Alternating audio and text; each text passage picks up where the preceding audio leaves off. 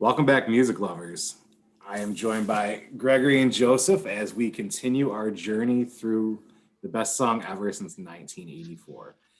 And we had a phantom Joseph last week. He wasn't quite here, but he was here in spirit. His spirit was loving all things Green Day. Gregory made sure to remind everybody that he loves full Green Day albums and only Green Day in that form. But we never got your favorite song from that year. We had ours, in the recap. Anthony, who joined us, he had River of Deceit by Mad Season. Greg gave us Gangsta's Paradise Coolio. I had Dreaming of You, Selena. And I mean, though we know yours is the full Green Day album, we'd also like obviously. To hear your thoughts before we jump into this week. Yeah, so just a quick couple things on 95. One, it sucks that that's the year I missed because we had Debut by Foo Fighters, which is interesting because when I think about it, I normally wouldn't name them in my top 5 bands, but they're so consistently great that they come up all the time, and I've seen them live more times than any other band.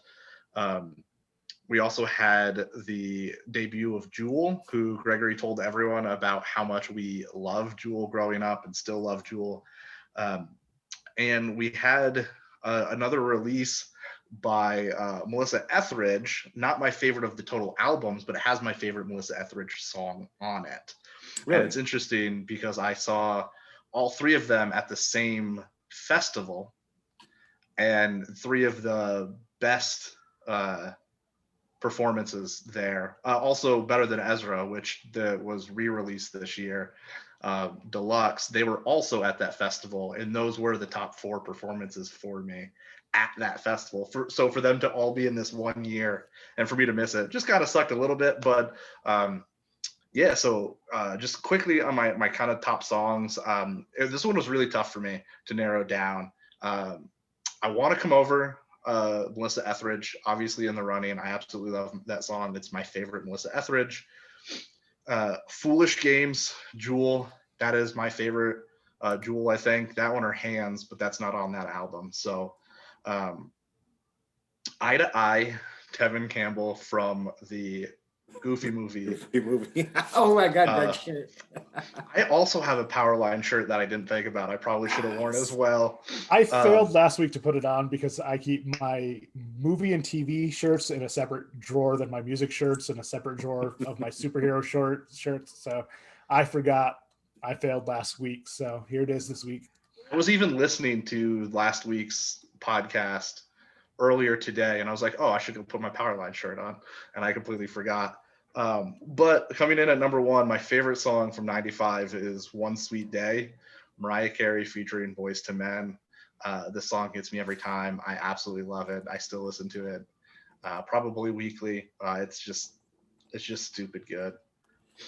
Can I say that actually makes my heart happy because I was really sad that it was kind of left out for such a great song that it was. I love it. It's probably my favorite Mariah Carey song. And obviously I love Boyz II Men, and the fact that they were just putting those together just makes magic. Oh, without a doubt. Epic track, absolutely epic. And it's one of those from then till now, you hear it and you know exactly where you were the first time you heard it. Awesome pick. And we did miss you last week. Tony's such a good stand-in. He is. He's epic, but something about the Jonas. We missed it. Oh, I got to bring out the Jonas Brothers. I got to bring out the Jonas when we talk about the Jonas Brothers later. But we missed it, so welcome back, friend. Thank you. I'm happy to be back. I love doing this. And I was telling Greg earlier, I'm exploring with a bunch of barbecue sauces, so your box is getting bigger and bigger by the day. So I'm going to awesome of this thing, but there's a lot of love coming your guys' way. So the year is 96. We got a lot of feedback. Greg, I kind of want to start with your releases, your first releases before jumping into the rundown of the feedback we got, because I think that many of them will be informed by that, but I think it's a year a lot of people forgot about some first releases. Yeah, this was a really good year for first releases. I've said that the last few years, but this is like peak pivotal music time for us, so we're going to feel better about these. The first one, and it's kind of iffy because it's technically a demo, not a studio debut, But Hanson's demo, which did have Mbop on it, Mhm. came out, and I believe the official debut will be next year, so it'll get mentioned again. But Mbop, what a crazy song! Busta Rhymes, his solo debut. We've had group tracks from Busta before, but Neutral Milk Hotel, Modest Mouse. So really, the start of the rise of the indies had started a couple years before, but like we're really growing now. Nickelback, Backstreet Boys. So the boy band era of domination is coming. Super Furry Animals. Zach Wilde, crazy to think he'd been around for about forever, but his actual solo debut was this year. Really important one in my life was the Not a Surf debut. Popular. Popular was the big hit off that one, and is, if I were to gun to my head pick my favorite song off that album, I think it'd be Popular. Just it's a great track, especially for young teens, I think, because so much of what they say is true in high school. But Not a Surf is just one of my all-time favorite bands, and the albums get better. And we're going to get to one here in a few years that I'm not going to be able to pick a favorite track off of. But Not a Surf, just a brilliant band, and one of those like early one-hit wonders in my life that I love so much for beyond that. Yeah, one hit wonder that actually kept a track record. Yeah. Primitive Radio Gods, who was on multiple shortlists last week because the single was released, but standing outside a broken phone booth with money in my hands. But the album was released this year. Jay-Z's debut album, which was just a phenomenal debut. Another phenomenal debut that's hard to believe this is a first-time album for an artist is Title, Fiona Apple. Just a brilliant, brilliant record. And Fiona, what an amazing voice. And the fact that that's her debut album is just one of those so polished. Eels, another very important band in my life, released their debut album. I guess technically it's one guy, so his debut album. At the Drive-In. Novocaine for the Soul was off that one, right? Yeah, Novocaine for the Soul and My Beloved Monster, which I think made the Shrek soundtrack, but I don't quote me on that. Fatboy Slim, who released his debut album the exact same day as a Moby album came out, which I just kind of found. White Dude Electronica released on the same day. Exhibit, I didn't realize Exhibit was around that early, but Exhibit. Yeah. Fountains of Wayne, really, really interesting band. But their debut album, Matchbox 20, which is just such an important album in the Dilcox household, and I know Joe's going to have something to say about it. Same, continuing yes. Wu solo releases, Ghostface Killer's solo release was there. Ghostface Killer, his debut, I think so far is my least favorite of the Wu debut, but he might be the most talented of the group, coincidentally. Yeah. Spice Girls debut album, and they took over the fucking world. Lil' Kim, and that album's just a banger, and I always forget about it. Did not realize Eminem released a studio album this early, but an Eminem release, and there's nothing I know, but the names he has featured are guys we'll see pop up later. Drew Hill, and then Foxy Brown's debut album, which was another banger. So I know I'd mentioned lack of females, so and then we get two like just straight fire hip hop albums from female. And I remember the Foxy Kim battles that were going on at the time. It was and it kind of makes sense because they were both running in the same crowd, being the fact that they're both New York rappers. Foxy did a lot with Jay-Z. I think she's on Jay-Z's debut album. He's on hers. So yeah, they ran in same circles, but Foxy was more like with the Mobb Deep crew, and obviously Lil' Kim was Bad Boy. But I mean, LL Cool J, I think, recorded with both groups. So it's a little rivalry in the East Coast. That's because Todd was fire but didn't need fire. So yeah. What a freaking list, you know. And I was reminded of a lot of firsts as we read through the audience contributions too.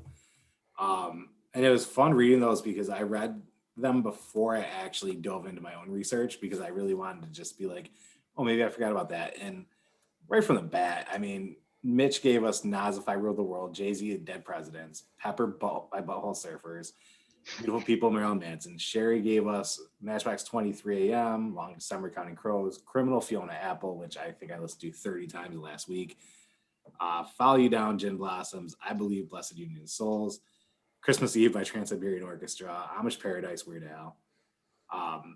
Jen gave us a pretty comprehensive list with Crossroads, Bone Thugs, Not Gonna Cry, Mary J, No Diggity, Black Sheep, Dr. Dre, Woo-Ha, Busta, Pony, Genuine, The Distance from Cake, One Headlight from Wallflowers, Popular, Not a Surf, like you mentioned, Beautiful People Again, The Banditos by The Refreshments, Love Fool from The Cardigans, Firestarter from Prodigy, anything Sublime 311 or Rage Against the Machine. That's kind of my motto whenever anybody says, what do you want to listen to begin with? So I'll roll with that. And then it just kept going. Eric Prince gave us Metallica Until It Sleeps, Bone Thugs Crossroads, Cake The Distance. Dan Robillard gave us The Fugees, Kill Me Softly. Our guy JJ, by the way, congratulations on your engagement to the wonderful Melissa. Yes, so happy for you, JJ. I'm sorry, Melissa. My thoughts exactly.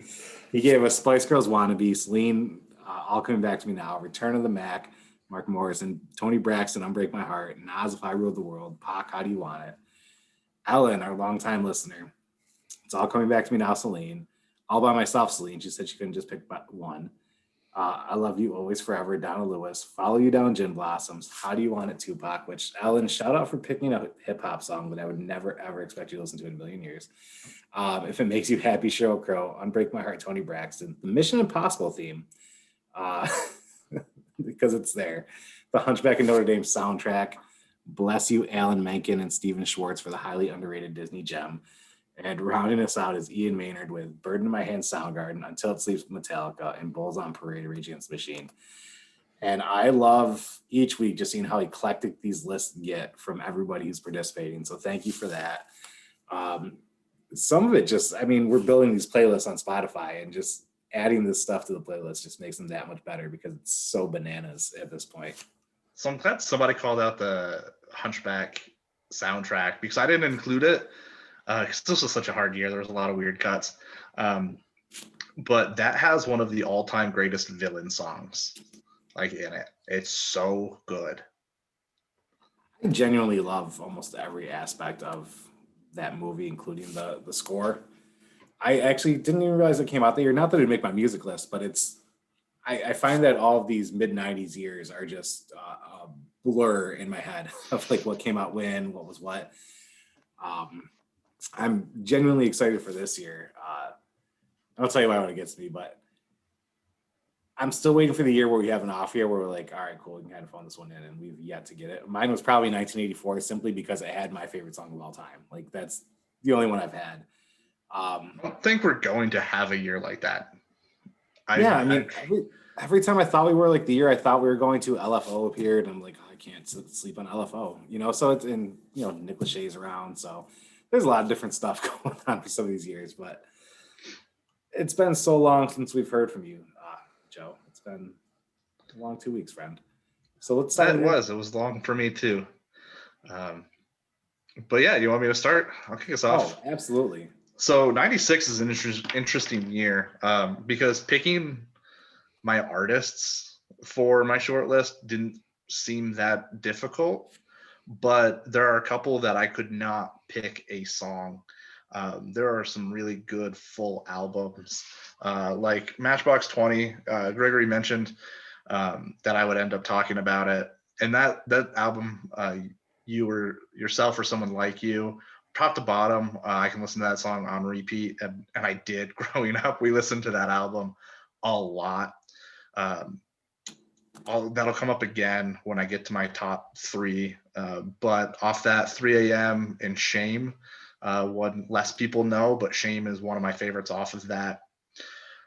Then we also started getting really into, and Gregory mentioned it also, the boy girl band craze. Like, we had seen boy groups before, right? New Kids on the Block was around, but I don't remember there being such an insane fervor for anything like there was for Backstreet Boys.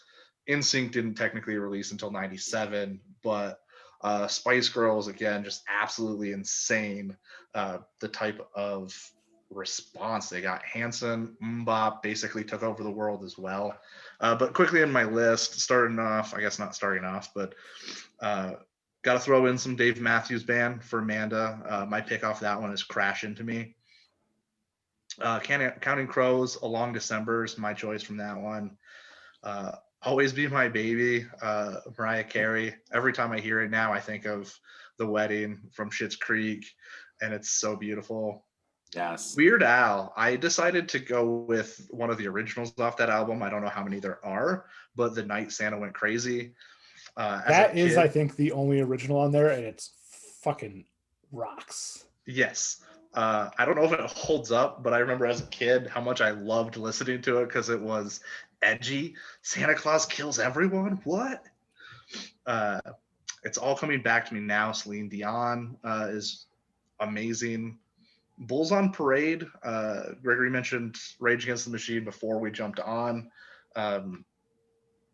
Cheryl Crowe. This one was a tough one for me. I actually really like Cheryl Crowe. I've mentioned it before on this podcast. If It Makes You Happy is my choice from that one.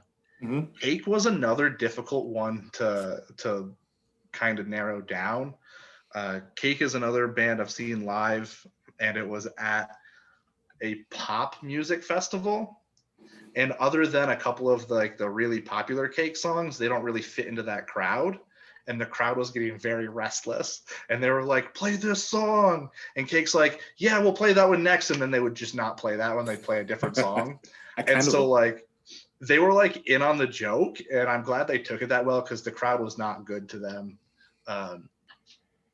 But for me, it's the I Will Survive cover that was released on that album. It's so beautiful. It's perfect in every way. OMC, How Bizarre was released this year. I Love You, Always Forever, Donna Lewis.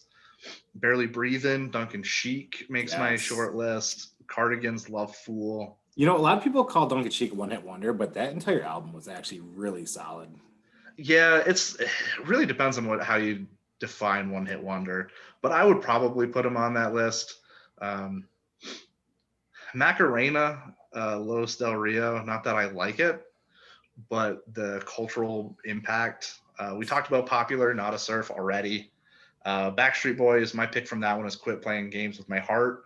Spice Girls, Wannabe, just because it was so massive. Bare Naked Ladies, another one I struggled with. I don't know too many people who like Bare Naked Ladies as much as I do, but The Old Apartment is my favorite off that album. That's my favorite song of theirs, to be honest. That might be my favorite song of theirs as well. So it was really tough because even on that one, there's also Brian Wilson. I think Jane's on that album too. We all agree. Let's just make Old Apartment song of the year. It's not even my pick for song of the year, which is insane. Tool, Stinkfist. Real Big Fish. I'm not a huge Real Big Fish fan, but when Bear comes on, I have to dance and dance around to it. Everybody does.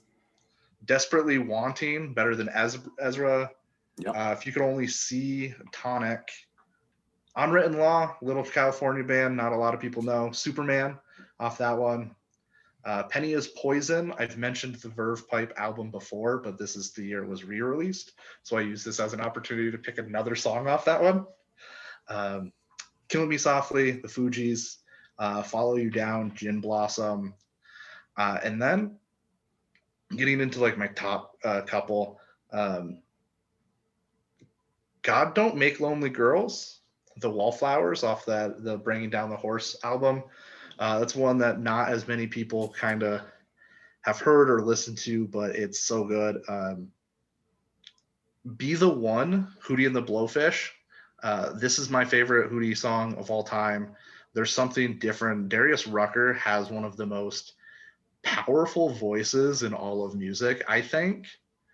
And Be the One is one of the few that he really, really just opens up with. So for those of you who don't know it, because it wasn't really one of the more popular ones, go check that one out. And I mentioned I'd get back to Matchbox 20. My favorite song from 1996 is another one off that album, and it's Cody. That's my favorite Matchbox song.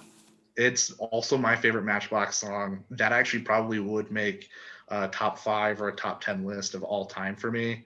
It's just it gets me every time. I absolutely love it. Every version of it. There's acoustic, there's stripped down versions, there's the original. Go listen to every single one you can find. It's stupid good. I don't actually know anybody else who really likes that song, so I'm actually having a moment right now because that is not only my favorite Matchbox song, but one of my favorite songs of all time. So it's amazing. I'm with you on that one. Um, That album alone, Cody and Shame are two that didn't get like much radio play or much notoriety, but I think those are two of the best songs they ever released. Yeah, Cody and Hang are actually my Yes. two songs of theirs, and it's really interesting because I really connect with those and love those. And turns out my wife, her favorite band of all time is Matchbox 20, so it's really cool Nice to have that connection.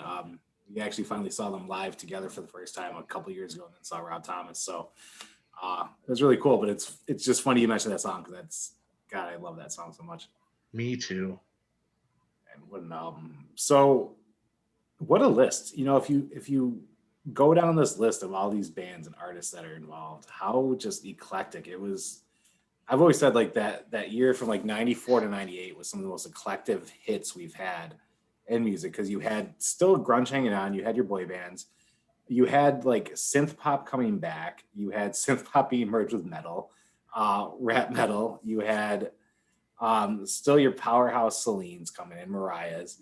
Just what a time for music, and they were all shown on like one stage. I remember like the Billboard Awards, the Grammys, all this stuff, just wild stuff at that point because like hip hop was making a household name for itself. So much was happening at this time. So I love hearing these lists just because it's a reflection of a really solid year of music. It really is. I will say I lack a little bit of that diversity. I think like my list is very lacking in a lot of the hip hop R&B because I didn't grow up listening to that. I appreciate it more now going back and listening to it, but that was that's never really been my scene. And obviously there's never going to be much country included in my list. It's just the one genre. I have songs I listen to, but it's not my thing. It's not my. I'm gonna be honest. I seek it out each time we do a year to make sure I don't miss a pivotal point for country, but that's nothing I'm gonna gravitate towards either. There's a few artists I listen to, but it's nothing against the genre. It's just never really been for me outside of a certain few artists or songs. And to be honest, what's up, pup? To be honest, when it comes to country, the country I would listen to would have already existed before we started this whole thing. So that's me. Now, Greg, I'm excited for you because of how eclectic this is and because of how deep you dive into this stuff. Yeah. I am beyond excited. I've been in my head trying to think of yours all week and I cannot pinpoint it. So, well, and here's the thing. I'm not sure what mine's gonna be. Ooh, I like it. But I know our milkshakes are sitting in front of the door, so I'm going to go quick.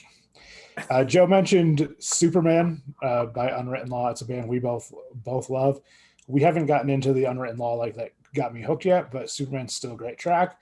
Nobody Knows Tony Rich, California Love, Tupac. I think that song is in that music video directly responsible for getting me into hip hop. I mean, I loved that dystopian like metal dome they were in. Ready or Not and Killing Me Softly, the Fugees. That album is amazing. I used to own it on vinyl, but after a trip where I spent too much money, I had to pick records I knew I could sell and get good cash for, and I got $23 cash for that record, which is insane. If I'd gotten $23 cash or $23 store credit for something, I would have been. But I mean, there's not a lot of those records out there. No. And sure enough, that guy threw it on the wall for like $45 and it sold instantly. So we both got a good deal there. Joe mentioned Weird Al. The Night Santa Went Crazy, I absolutely love. Amish Paradise, I kind of liked a little bit less after hearing the Coolio story, but Yankovic did nothing wrong with there. He reached out. The studio gave him permission. That's on the studio. Gump, which is such a great parody of Lump. And then Celine has been mentioned. All by Myself, It's All Coming Back to Me. Just two all-time great tracks. Busta, Woo-Ha, Got You on Check. I felt kind of silly picking like the biggest hit off the record as the song of the year, but that's such a great fucking song. Pepper, Butthole Surfers, my favorite Butthole Surfers song, period. Also, maybe the only one I really like. Ahead by a Century, Tragically Hip. Sixth Avenue. Stole my hip song. Sixth Avenue Heartbreak by the Wallflowers. Hey, stole my Wallflowers song. You did. My favorite Wallflowers. Beck's Odelay album was this year. Devil's Haircut, New Pollution, Where It's At. Arguably best Beck album. Popular by Not a Surf was mentioned already. Zen Brain is another great track that closes the record. Unbreak My Heart, Tony Braxton. Ain't No Jigga, I'm going to do radio edit for that.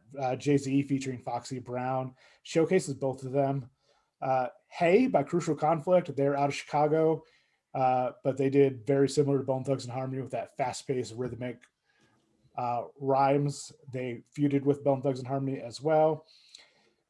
If I Ruled the World, Nas featuring Lauryn Hill, it's just so great. Sublime had What I Got, Wrong Way, and Crest Me Down. Santeria, just a great year for Sublime. Then My Beloved Monster, Eels. Elevators from Outkast, which was my exposure to Outkast. And this is just a great album for Atlanteans. Great album cover, too. Yeah, such a great album cover. Virtual Insanity, Jamiroquai, No Diggity, Blackstreet. The Distance with Joe, and I Will Survive, which Joe mentioned. I Will Survive is one of my favorite covers, period. 3 a.m. Matchbox 20 is my favorite Matchbox 20 track. Another cover I loved was Lowrider, Korn, that cover. And as basic as it is, Adidas, that video was perfect of them being dead, wearing their Adidas tracksuits, Dreaming of Sex. Another basic pick, A Long December, Counting Crows, but the song is just so great. Bow Down, West Side Connection, an Ice Cube group that feuded with everyone, basically. But most notably Cypress Hill. Wannabe, Spice Girls, like the song took over the world. Crush on You, Little Kim featuring Little C's, which is low-key one of my favorite hip-hop ballads. Yes. Hell on Earth by Mobb Deep is just such a great track. Whatever Man by Redman, another just stellar hip-hop track, and the joy in Redman's voice in that. For Song of the Year, I don't know. I'm between two. Novocaine, For the Soul by Eels. It's just such a beautiful track.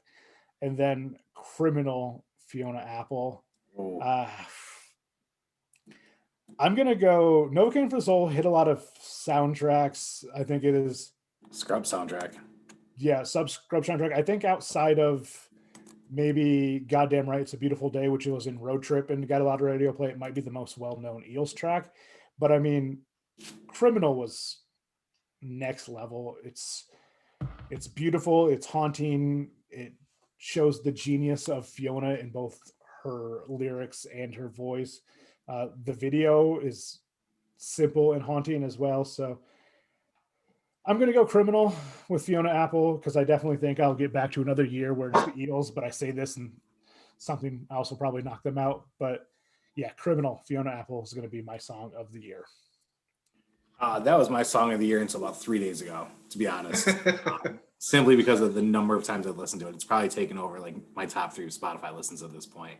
Interesting thing about the record, it was like a record of the month club for me, and I was just really excited. Then I put it on the turntable and it just sounded weird because it is at the wrong speed. And it made me think, conveniently enough, there's a Not a Surf song about playing soul at the wrong speed. And yeah, so they changed the speed on this recording. And I think it's just the length of the songs, the quality of the songs. They wanted to get more in there, but it took me longer than I should admit. Like, I cleaned the needle, I looked at replacement needles, but yeah, no, playing at the wrong speed. I did that once too, but it was why am I blanking on her name? Ingrid Michaels, right? Yeah, Ingrid Michaels. One of my favorites. I can't wait to Colorado and rock out. One of her newer albums that was released at a different speed, and I was so confused. I was like, why does she sound like that in this album? And it's interesting because like 7 inches, 12 inches, like you don't need to change the speed between them, you'd think, but there are reasons to do it. And it blew me up, and it didn't say anywhere on the vinyl that it was at a different speed. So yeah, it was a mind fuck that shouldn't have been, but I'm can't really wait glad. I was so devastated that I thought it came in warped and destroyed, or my turntable was busted, and I was glad it was just me not paying attention. So I know you guys are in a hurry for some milkshakes, so I'm going to be quick with mine. You still have The Difference by the Wallflowers if you're still looking for one.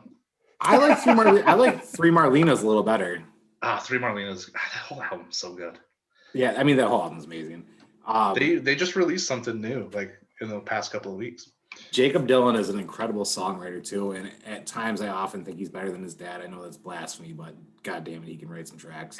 So I didn't realize they were related, and then my father mentioned it one day, and then I had never heard it, but there's one song on that album where he's I think it's in Josephine, but he says the word tangerine, and the way he says it is tangerine, and it's the only time I've ever like, oh yeah, no, that's Bob Dylan song. Well, and it's interesting because they don't sound too much alike, and lyrically they're nothing alike.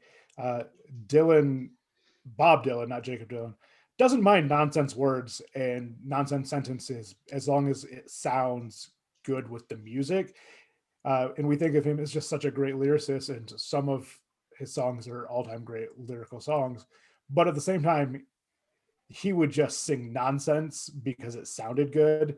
Oh yeah. And Jacob is a very like thoughtful and well-crafted lyricist. So he's very polished. Bob Dylan was on that acid-washed songwriting trip. Yeah, exactly.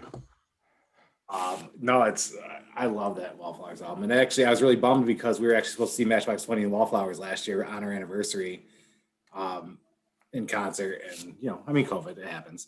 So my breakdown for this year, I have All Along, Blessed Union of the Souls, Return of the Mac, Mark Morrison, Come on Ride It, The Train, Quad City DJs, Life Goes On Night, Mad at You 2 of America's Most Wanted off Tupac's album, Can't Knock the Hustle, Jay-Z, Let Me Clear My Throat, DJ Cool, That Girl, Maxi Priest. I'm a big Maxi Priest fan. Not a huge Dave Matthews fan, but I also didn't realize just how many tracks were out that year with, besides the ones that were mentioned, we had number 41, Trippin' Billy's, Too Much to Say, or Too Much and So Much to Say. I didn't realize all those came out that year, but I'm wondering if that's why I despise Dave Matthews Band so much, because so much came out in one year and then everybody started talking about Dave as if they're best friends. And so I think that's where my disgust of Dave Matthews stems from. And so I need therapy. We talked about our love for the Matchbox 20 album. I just got to give a shout out for my wife. Six Underground from the Sneaker Pimps. Love that track. Change Would Do You Good. Every Day's Winding Road, Cheryl Crowe. Are You Ready for the Fallout by Fastball, which I don't know how many people have really listened to Fastball beyond their hits, but the Fastball discography is absolutely incredible. Black Chick, White Guy, Kid Rock, Bound for the Floor, Local H, Breathe by The Prodigy, April 29th, 1992, my favorite Sublime song, Change the World, Eric Clapton, Devil's Haircut and Where It's At from Beck, Dope Man from Less Than Jake. I remember a battle of the bands on the Nerve, our local radio station, with Dope Man against Damn It from Blink-182 at one point after this release date. That was just epic to record. Dramamine by Bonus Mouse, one of my favorite bands. Firewater Burn, Bloodhound Gang. I Don't Want to Wait, Paula Cole. How Do We Not Give Dawson's Creek a shout out? If You Could Only See by Tonic, but Lemon Parade as a whole album was a banger, and it's just start to finish one of the best lyrically written albums of my childhood. Naked Eye by Luscious Jackson. Love that track. Ooh Ah, Just a Little Bit from Gina G, Trying to Keep the Dance Craze Alive, Straight No Chaser and Swallowed from Bush, Sucked Up by Superdrag, The Thing You Do by The Wonders, which somehow inspired a movie of the Oneaters with Tom Hanks in it. Still a great track. The Freshman, The Verve Pipe, you just got to talk about it. Tripping on a Hole in a Paper Heart, Stone Temple Pilots, Where Have All the Cowboys Gone, Paula Cole, Bird in My Hand, Soundgarden, 46 and 2 and Jimmy from Tool, King Nothing, Metallica, People of the Sun, Rage Against the Machine. I don't think many folks realize it, but Aaron Lewis and Stained were releasing some music during this time, and Mud Shovel actually premiered this year, but in a very different form. So when you listen to it at that year, it's much different. I Want You and Truly Madly Deeply from Savage Garden, which took over our modified basketball bus really quickly. I somehow missed that album was released this year, because Truly Madly Deeply is a very significant song in my life. So there might be this might be one of those ones that there's some confusion on it because I'm pretty sure the studio release, if you Google Savage Garden, is 97 because I also would have included them.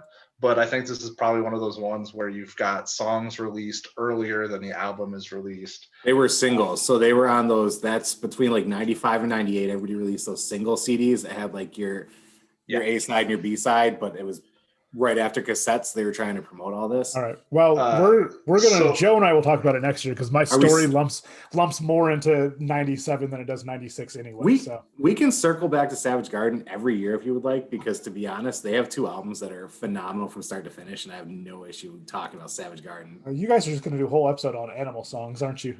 Yeah, actually, I love the animal song. Yeah. I was just gonna say, actually, Greg, for your shit, my friends like, they have me on for Savage Garden and just that song, and we got 2 hours on us. I want you back. So just to sort of, the album was officially released in 97. Yeah, and then their second one in 99. In admission to when I do my research, I don't look at singles because you have to weed through so much that was released years before. I only look at the albums, and then I look at every track on every album that I see listed. So, and then there's some artists I know were active around the time, and I'll seek through. But since I did think Savage Garden was 97, I didn't even bother to look for it. So, the interesting thing is they were released in the UK and Australia, and it trickled here. So, like some alternative stations and college stations were playing them before it was actually on the album release. But they also weren't signed until that album was released because they were on a UK label. So it's just the perfect harmony of disaster, to be honest, where they didn't actually have a footing until then. I pick my music a similar way. I do it by the albums released that year, but I do always fear that there's going to be like songs that never made it to an actual album that I'm just not even considering, which, okay, whatever. There's like, so Jar didn't make it to a Green Day album until International Super Hits, and that's my favorite Green Day song, which was like the year before, just because it happened to be on the soundtrack. So it's, you don't want to miss those moments, but it's also like, I didn't put the Gin Blossoms in like 1992 or whenever they were messing around doing their shit. It's about where you see it. I just, I happen to remember I heard it because we had a college radio station near me. So like, I heard it long before Savage Garden was a thing. And so like we were recording it off the college radio station and playing it on our school bus. Like it's, so I think it's also about proximity in a lot of ways for some of that stuff. And then we've got it going on Backstreet Boys. So then I got down to my top 2, 4, 6. My top 6 were California Love, Tupac, If I Ruled the World, Nas, Unbreak My Heart, Tony Braxton, I Believe, Blessed Union of Souls, Not an Addict, K's Choice, and People of the Sun by Rage. And at the end of the day, I came down to I Believe by Blessed Union of Souls. Not only was it one of the most well-written songs that I remember growing up that I really gravitated towards when, at one point in my life, I wanted to be the next great poet or whatever, and we all know where that went. But that's the song that kind of drew me into wanting to write, just because of how well written it was. But then it's also a song, like after 9/11 happened, they reworked this song to have those lyrics in it with messages from first responders, stuff like that. After another tragedy, a school shooting, they had those words mixed in. They're repeated remix of the song, just showing how important this song is. But then culturally, it hits on every level, not just like, major events, but it hits on the levels of racism and toxicity and just loving everybody. And it's a message that's never spread enough. But the sense of hope coming from the band is also just so amazing to me, and it's a song that I've always put on many of my playlists for many years. So if you haven't heard it, I know it's really dated at this point, but I'm sure most people have heard it. But it's a song that honestly almost brings me to tears when I hear it. And so coming out of this era where some of my favorite albums came out, some of my favorite bands came out, some of my favorite singles came out, when I really sit back and listen to the music from 1996, this is the song that hits the most for me. And it's a band that I've grown to really appreciate over the years. They had their singles, and I think Hey Leonardo was like their biggest one, really, like that got them on the pop charts. But Jesus Christ, they can write some songs. So I Believe, Blessed Union of Souls took mine. I didn't know it was going to until this morning when I listened to it probably 10 times in a row while crunching some numbers for work. So that's mine in a wrap. And I think we have some solid tracks going. To be honest, we had Fiona, Matchbox 20, Blessed Union of Souls coming out of 1996. 1997 gets so freaking dicey, it's not even funny. We've mentioned many of the bands already that we're getting. We've mentioned many of the singles. I'm interested to see where the Eels pop up again for Greg. And basically with every Eels release, this is actually the first, because the last 2 episodes I've had a Mountain Ghost track, and I was really trying to pick a Mountain Ghost track off the album that was released this year because there are 4 in a row, and I couldn't settle on one. It's another one, like every song's like 2 minutes or less, and they all just kind of blend together, and it's just a great lo-fi album. But there wasn't a track that stood out, and we all know Joe hates when we pick whole tracks. But I think Eels will be one similar to Elliott Smith, the Mountain Goats, and a few bands we've got coming up, where there'll be something off of every album from this point forward. So I think most people who know me can already know my 1997 track, so it's not going to be much of a mystery. Well, I thought you were going Paula Cole for 96. So, part of me wanted to, and then I realized I hate that fucking song. Like, I love the show, but I cannot stand that song. But if anybody knows my favorite Mall song, that is my 1997 pick as a hint. And I'm excited to listen to the entire album and that track many times. And I may also share her DMs on Twitter that I got from her a couple years ago. So another hint. Gentlemen, what a journey. We have about 23 episodes left. And then we'll have soundtracks. I don't even really look at soundtracks much right now, unless there's something like that was mega blockbuster, knowing we're going to talk soundtracks and Canadian bands after. So that's been really hard for me to not do that. I mean, like, it's every time I come across track, like we had Angus and then Grosse Pointe Blank coming up, and like eventually with the Garden State, we had Dangerous Minds. Like, holy shit. I mean, the nice part about Grosse Pointe Blank and Garden State, it's a lot of songs that were released earlier too. So yeah, the songs were there. It's just hard for me because I connect to those songs based on when I heard them on a soundtrack, because there's some that I missed, when they came out because they didn't get a lot of radio play or attention. And then it's like, oh, I got to go back and, oh, that was a song then, but it meant nothing to me at that time. So it's really interesting. It's this delicate dance. Yeah, and I'm sure someone in the comments is going to clown on the Garden State soundtrack pick, which I think is a soundtrack the 3 of us all love. Yep. Zach Braff won a fucking Grammy for that soundtrack. That's my top 3 soundtracks right there. It's in there. Maybe even my second favorite soundtrack of all time. So I saw something within the last 6 months then about how Garden State really doesn't hold up as well because Natalie Portman's character is just like a weird manic pixie dream girl stereotype in the movie itself. But regardless of the movie, the soundtrack it's amazing. It slaps. The soundtrack's just great top to bottom. It introduced me to Shins, and I'm forever grateful. And fun fact, in teaching my mental health class, I showed that movie not because of how great I once thought it was. At one point, it was like my second favorite movie.